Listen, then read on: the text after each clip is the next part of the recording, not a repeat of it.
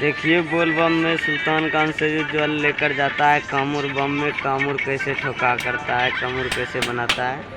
आप लोग वीडियो में बने रहिए, देखते रहिए हमारे चैनल को लास्ट तक।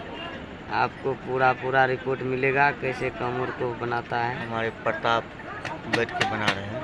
हाँ, उसका भी सीन ले लिया जाए। हमारे प्रताप बैठ के बना रहे हैं। इधर हमारे साथी सहयोगी हैं सब। देखिए एक बार इधर देख लीजिए सब मिलकर। लेकिन प्रताप बम कह रहे हो अगर हमें अकेला लगबे तूफा लगबे। नहीं मामा लगेगा यार।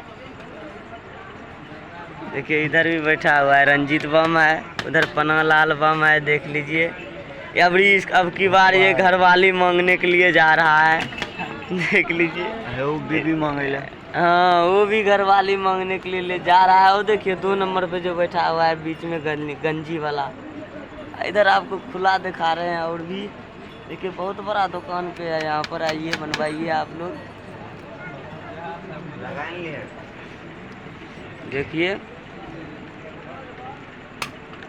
चलिए ऐसे वीडियो देखने के लिए हमारे चैनल को सब्सक्राइब कर लीजिए। हर हर महादेव, बोल बम।